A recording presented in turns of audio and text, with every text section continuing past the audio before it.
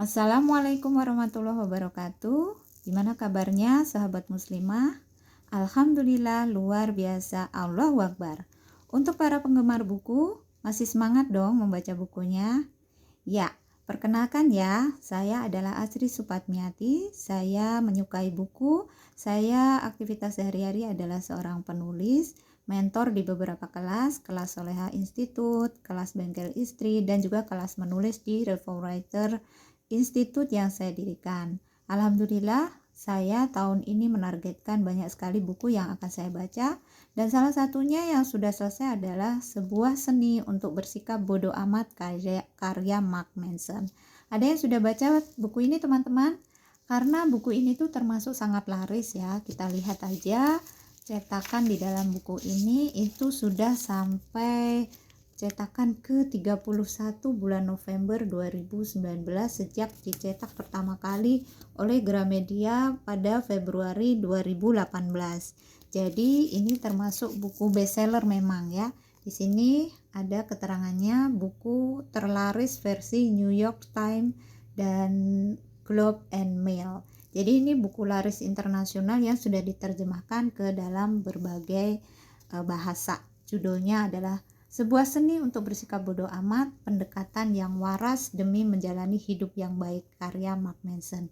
Jadi kesan pertama, bukan pertama sih ya, kesan setelah membaca buku ini, saya memang benar-benar menjadi lebih waras gitu ya, sesuai dengan hidup, sesuai dengan subjudul dari buku ini, Pendekatan yang Waras Demi Menjalani Hidup yang Baik. Jadi insya Allah ini buku yang sangat membantu mental kita.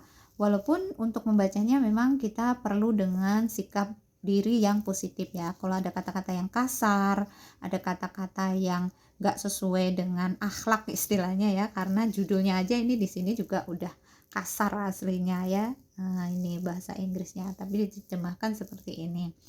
Nah, jadi kalau ada kata-kata yang kurang baik, kata-kata kasar ya, teman-teman harus maklum karena ini adalah buku yang ditulis oleh penulis barat yang notabene bukan muslim, sehingga wajar kalau ada kata-kata yang mungkin nggak sesuai dengan adab Islam gitu.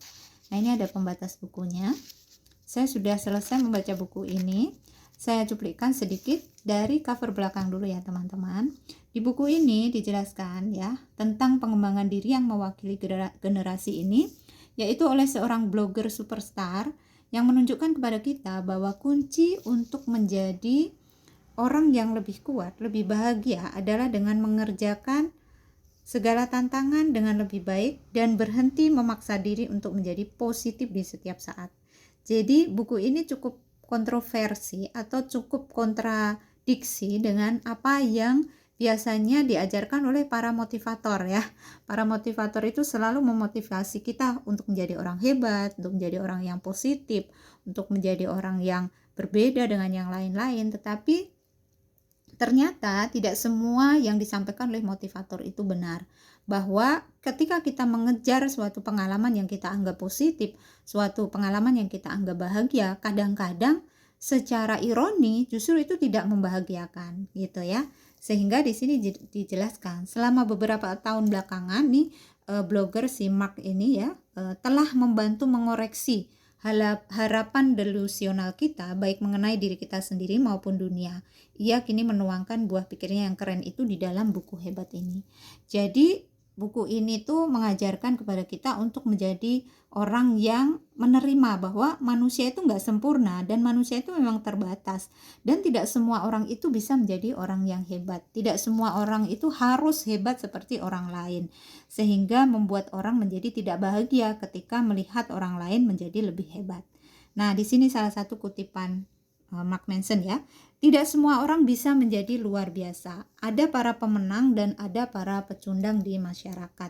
Jadi wajar, lumrah saja kalau kita melihat bahwa di dunia ini ada beberapa tipe orang ya. Tidak semuanya menjadi orang hebat atau pemenang. Dalam hidup ini kita hanya punya kepedulian dalam jumlah yang terbatas. Makanya Anda harus bijaksana dalam menentukan kepedulian Anda. Jadi dari sini saya punya kutipan bahwa kita itu jangan terlalu mempedulikan hal-hal kecil, baper terhadap hal-hal kecil sampai kita lupa untuk mempedulikan hal-hal besar. Apalagi buat para muslimah yang pengemban dakwah, cocok banget untuk tidak baper terhadap hal-hal kecil, tapi lebih fokus untuk baper kepada hal-hal yang menyangkut urusan umat, gitu ya, untuk relevansinya dalam kehidupan sehari-hari yang bisa kita sinkronkan dengan pemahaman kita. Nah, di buku ini ada 247 halaman. 247 halaman, lumayan tebal. Kalau untuk bacaan non fiksi ya kita harus sabar untuk menuntaskan bacaan ini ya. Dan ada 9 bab ya. Saya ringkas saja apa yang dijelaskan di dalam buku ini. Bab pertama yaitu ada suatu judul jangan berusaha. Nah, ini agak agak paradoks dengan apa yang seharusnya kita lakukan ya. Biasanya kita selalu diajarkan untuk ikhtiar, berusaha. Nah, maksudnya apa nih jangan berusaha? Jangan berusaha itu maksudnya gini ya teman-teman. Kadang-kadang ketika kita memimpikan sesuatu, kita bekerja keras terus-menerus tanpa henti, selalu mengharapkan hasil yang sesuai dengan harapan kita. Tetapi pada suatu titik ketika kita pasrah kepada Allah, ketika kita tidak berusaha keras, malah justru keberhasilan itu muncul gitu ya. Justru kita mendapatkan tawaran yang baik itu pada saat kita sudah melupakan untuk mengejar apa yang kita harapkan. Jadi jangan terlalu keras berusaha lah istilahnya, walaupun ikhtiar itu penting, tapi lebih lengkapnya teman-teman bisa baca ya. Kemudian bab 2, kebahagiaan itu masalah. Nah, kadang-kadang manusia selalu mengejar kebahagiaan, ingin selalu sempurna, ingin bahagia ini itu. Nah, mereka lupa bahwa kebahagiaan itu adalah keberhasilan setelah memecahkan masalah. Jadi kadang-kadang kan orang itu merasa kalau orang bahagia itu berarti hidupnya nggak ada masalah sama sekali. Padahal salah, bahagia itu adalah setelah dia berhasil memecahkan suatu masalah. Gitu. Bab 3, Anda tidak istimewa. Artinya kebanyakan dari kita itu ya sebenarnya orang biasa gitu. Nah, orang menjadi hebat, menjadi populer, menjadi luar biasa karena dia mendapatkan publikasi yang luas. Dia mendapatkan kesempatan di panggung yang terbuka untuk mengeksplor dan mengekspos kehebatannya gitu kan. Sedangkan sebagian orang kadang tidak mempunyai kesempatan untuk itu. Kemudian bab 4 tentang nilai penderitaan ya, bahwa hidup ini adalah kumpulan dari penderitaan, sehingga kita jangan merasa menderita sendiri. Kalau kita siap bahagia, maka kita harus siap menderita ya. Ada nilai-nilai baik dan buruk yang akan kita alami di dalam kehidupan ini, dan itu suatu hal yang lumrah-lumrah saja ya. Kemudian bab 5, Anda selalu memilih ya. Ketika kita hidup di dunia ini semuanya adalah pilihan-pilihan. Pilihan mana yang baik ya? Apakah kita akan memilih menjadi korban atau kita memilih orang yang bertanggung jawab? Itu ada terletak pada diri kita sendiri. Nah, di sini yang menyehatkan mental kita ya. Kita menjadi orang yang lebih bijak dalam memilih. Kemudian bab 6, Anda keliru tentang semua hal.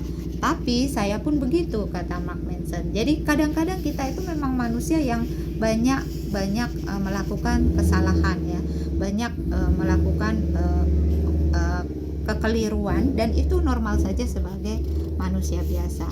Kemudian bab 7 ya, kegagalan adalah jalan untuk maju ya. Paradoks kegagalan atau kesuksesan. Derita adalah bagian dari proses. Artinya apa? Kalau kita ingin sukses, maka kita harus meniti jalan yang mungkin jalan itu adalah berupa penderitaan-penderitaan, kegagalan-kegagalan, atau sesuatu yang gak mudah, yang menyakitkan gitu. Kan wajar ya kalau ingin suatu keberhasilan tuh sifatnya gak instan, tapi harus diperjuangkan dengan melewati hal-hal yang mungkin gak menyenangkan, gak nyaman, dan seterusnya ya. Kemudian bab 8, penting untuk berkata tidak ya. Kita memiliki waktu yang terbatas, memiliki kesempatan yang sedikit ya. Bagaimana kita menjalankan suatu komitmen dengan berani mengatakan tidak untuk hal-hal tertentu yang tidak menjadi fokus kita ya, menolak sesuatu yang katakanlah bukan bidang atau hal yang paling penting dalam hidup kita, itu tidaklah akan membuat kita rugi, tapi justru akan menjadikan kita lebih baik supaya kita tidak stres ya. Dan kemudian bab 9, dan kemudian Anda akan mati. Artinya Mark mengingatkan supaya kita itu ingat kematian, karena kematian itu bisa menjadi titik cerah, titik balik atau titik tolak untuk menghadapi kehidupan yang lebih baik. Dengan mengingat kematian, kita menjadi orang yang bijak, orang yang lebih mensyukuri anugerah berupa kehidupan. Nah, itu antara lain isi dari buku ini. Salah satu kutipan yang saya sangat suka dari buku ini adalah bahwa momen paling gelap di dalam hidup kita kadang-kadang itu adalah titik balik yang menghantarkan kita kepada kehidupan yang lebih baik. Jadi jangan khawatir dengan pengalaman hidup kita yang mungkin buruk, pengalaman hidup kita yang mungkin penuh penderitaan. Insya Allah kalau kita bersifat bodoh amat ya, bodoh amat dengan semua itu, insya Allah kita menjadi orang yang lebih bijak. Jadi bodoh amat ini bukanlah mengajarkan untuk tidak peduli, tetapi ketika kita peduli terhadap sesuatu, maka kita siap menanggung resikonya. Bodoh amat dengan resikonya, bodoh amat dengan omongan orang, bodoh amat dengan komentar miring orang. Kalau kita yakin untuk melakukan sesuatu yang terbaik, maka insya Allah itu akan menghantarkan kepada kebahagiaan. Demikian review singkat dari buku Sebuah Seni untuk Bersikap Bodoh Amat. Kalau penasaran, teman-teman silakan baca buku lengkapnya.